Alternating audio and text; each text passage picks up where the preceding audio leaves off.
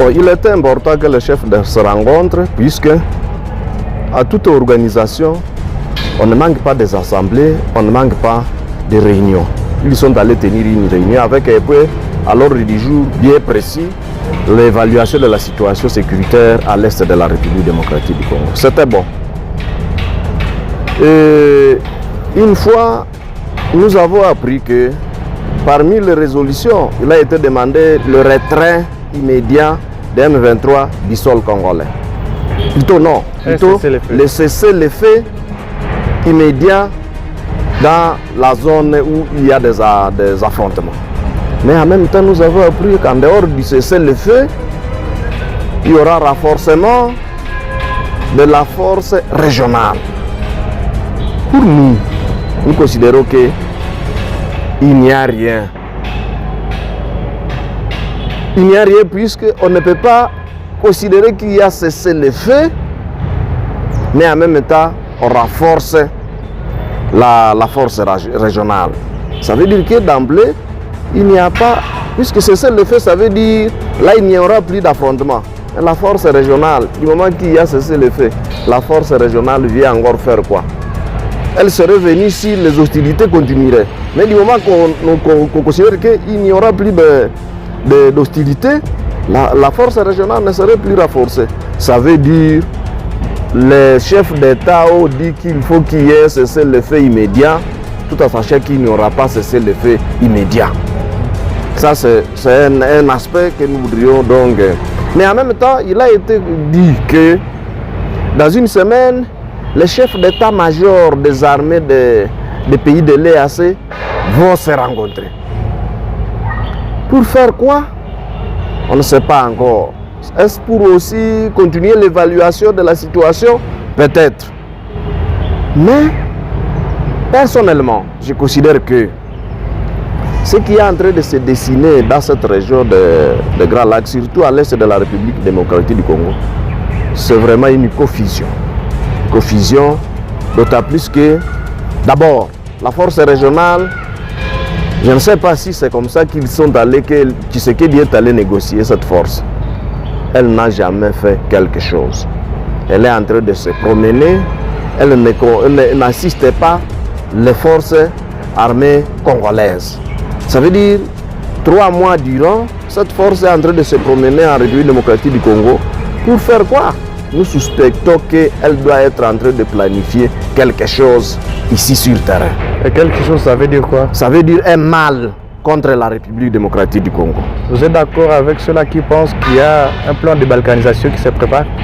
Balkanisation, ça peut être, mais ça ne réussira pas.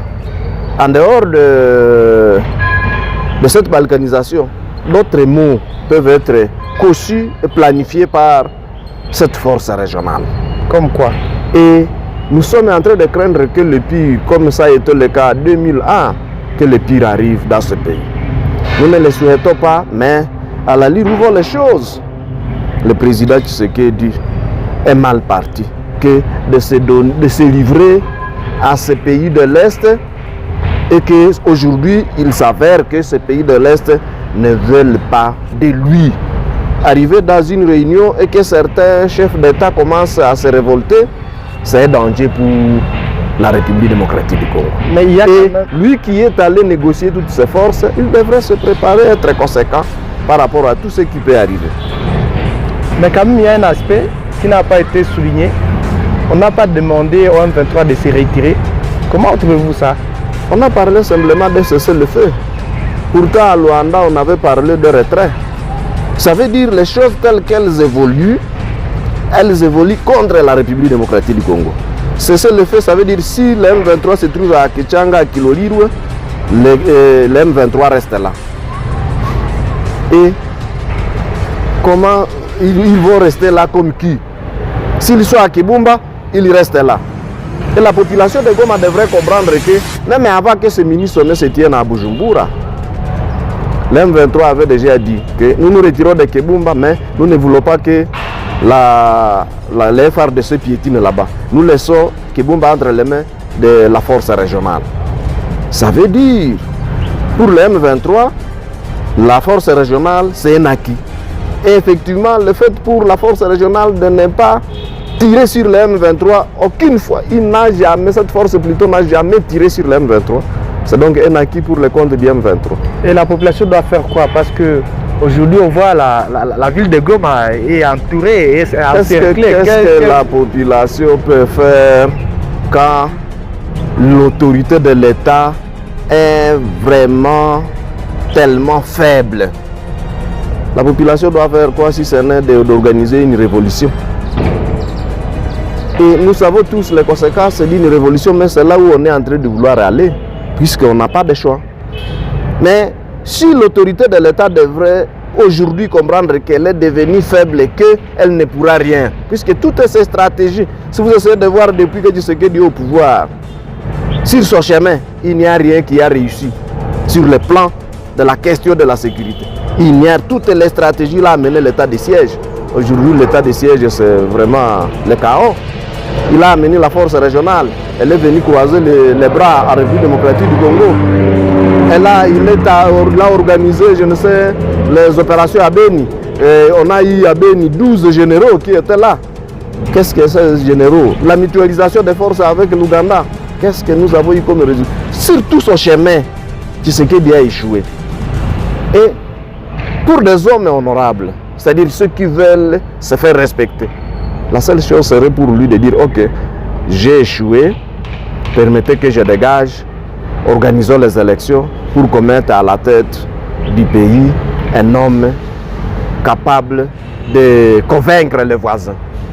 Ne fût-ce que les voisins. Mais autant tous les voisins, vous avez appris qu'il y en a de ceux qui sont sortis de la réunion de Bujumbura. Ça veut dire les voisins n'aiment pas sentir cet homme-là. Et quand tes voisins n'aiment pas te sentir dans le quartier, c'est que tu es le plus malheureux de tous. Quand tous les voisins ne veulent pas te sentir comme chef de l'État, il faut que tu comprennes que la seule chose que je puisse faire, c'est de dégager pour permettre à ce que celui-là qui pourra aider. Si réellement il avait l'amour du pays, il devait démissionner aujourd'hui face à tout ce qui est en train de se dessiner, de se dire. Vous avez même suivi, même en dehors du sommet ici. Nous avons reçu le pape à Kinshasa. Mais ça fait état que même les Quinois ne veulent pas de lui. On fait qu'aujourd'hui, maintenant, ça devient maintenant le chantage. On a arrêté même des prêtres. Mais pourquoi arrêter des prêtres? Qu'est-ce qu'ils ont fait de mal? Tout simplement puisque la honte a été vraiment exposée. Ça veut dire, à notre niveau, si on avait un homme, un leader fort, d'esprit, il devait comprendre que non, à ce niveau, je viens d'arriver à bout. Je n'ai plus intérêt à vouloir chercher à continuer alors que c'est catastrophique. Il devait se retirer pour permettre à ce que le peuple se choisisse un leader capable d'être à même, d'être compris par les voisins et la communauté internationale. Merci beaucoup. Je vous remercie.